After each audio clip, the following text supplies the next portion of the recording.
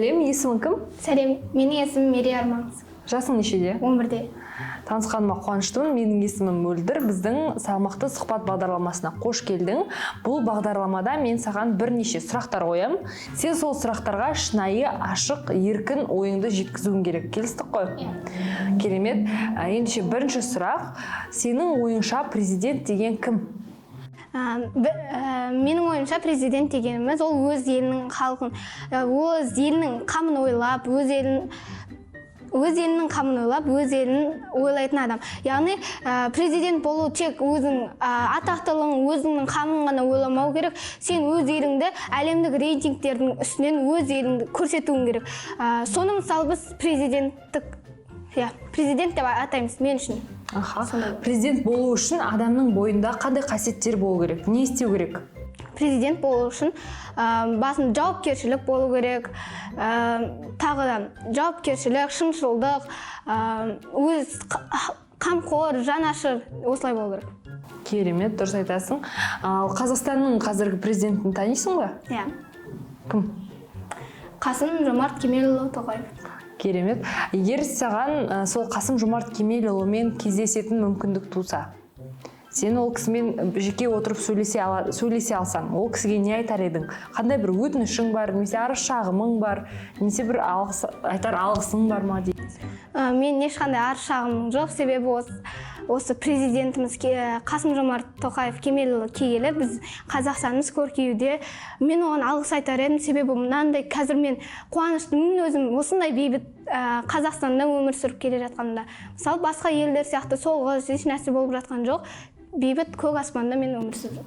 Сол үшін алғыс айтар едім. Алғыс айтар едім. Керемет. Президент кім екенін біз білдік, ал депутат деген кім? Депутат дегеніміз ол облыс басшысы де. Депутаттарды өмірде көргенсің бе жалпы? Депутаттарды негізі білмеймін, көрмедім. Көрмегенсің, иә? Ал депутат деген сөзді айтқан кезде көз алдыңа қандай адам елестейді? Әрдайым мәдениетті, сыпайы сөйлесетін, жауапкершілігі мол, мысалы киімінде, өзінің сөйлеу мәнері де бәрі мәдениетті, сыпайы, әдемі киінетін, халқын ойлайтын қамқор адам. Өзіме елестейді. Ал депутаттардың жұмысы қандай олар? Не істейді? Мысалы, бір жұмыс күні қалай өтеді? Бір жұмыс күні, егер мен депутат болсам, мен әр күнге өзім күнтізбе қояр едім. Күнтізбе қою керек олар. Және сол жерде енді олардан жоғарыдан да оларға бұйрық келіп тұрады. Сол бұйрықтарды орындап, және өз облыстардың мысалы көріп, өзіңе ұнамайтын жерлерді осы халықтан сұрап, әдемі қылып көркейтіп, өзінің көркейту жұмыстарын жасап, әдемілеп қаланы өрлендіретін едім. Керемет. Депутаттарды кім сайлайды? Олар қалай кіреді жұмысқа? Депутаттарды халық сайлайды. Халық сайлайды. Керемет. Ал әкім деген кім? Әкім деген ол қаланың басшысы. Әкімдер не істейді? Әкімдердің жұмысы қаланы тексеріп, қалаға керек жерлерге, мысалға, мына жерге дүкен жетіспей жатса, сол жерге дүкен соқтырып, немесе мына жерге басқа автотұрақ жетіспей жатса, ол жерге соны соғып, қала неге мұқтаж болып жатыр, дәл соны істеп көрсету керек. Істеп беру керек сол. Мерей, қалай ойлайсың? Бір адам екінші адамға параны қандай мақсатта береді? Не үшін береді? Өзін қорғап алу үшін, өзінің жақындарын қорғап алу үшін. Параны дұрыс жолда болады. Яғни негізі пара берген дұрыс емес, мен ойымша. Қандай осы өмірде, мысалы Қазақстанда қандай жағдайларда адамдар бір-біріне пара береді? Кім кімге береді? Мысалға, бір адам басқа адам қасақана өлтіріп қойды, және ол орнына түрмеге немесе зонаға кіру керек болды. Ол кірмеу үшін дәл соны ақшамен шешеді. Ақша береді, соның орнына басқа адамды кіргізеді. Немесе барады, досы немесе көшеде ақша жетпей жатқан бір адамға айтады: мен саған ақша берейін, сен менің орныма түрмеге барып баршы дейді. Сол секілді бұны да пара деп айтамыз. Түрме, жаңа полиция қызметкерлерінен бөлек тағы қандай салада парақорлық бар? Парақорлық ол жұмысқа кірудің өзінде де мысалы ақша беріп кіресің. Яғни сен ол жұмыстан хабарың болмай жатып, бірақ сол жұмыста ұнап сөйтіп жатса да адамдар көбінесе пара береді. Мысалы сол жұмысқа кіру үшін, бірақ ол жұмыс мен мысалы пара алмас едім, себебі сондай өзім компаниям болса, себебі ол адам пара бергенмен менің жұмысым наоборот бизнесін түсіріп жатыр. Өйткені ол білмейді, ол істің маманы емес. Керемет, жауаптарың өте орынды. Енді бір соңғы қорытынды сұрақ, елестетіп көр. Сен көшеде кетіп бара жатсың, жолдан бір қап ақша тауып алдың. Ашып санап көрсең 1 миллион теңге бар екен ішінде. Сол ақшаны не істейсің?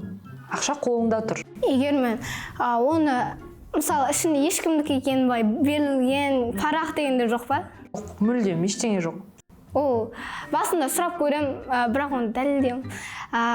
Енді сұрастырып көрем, өзім ойымды қосып, мүмкін осы шығар деген сияқты. Ал егер оны мысалы ол ақшаның егесі бір ай немесе бір айда табылмаса, мен ол ақшаны өзіме аламын. Мені ата-анам Меккеге апарар едім сол ақшаға.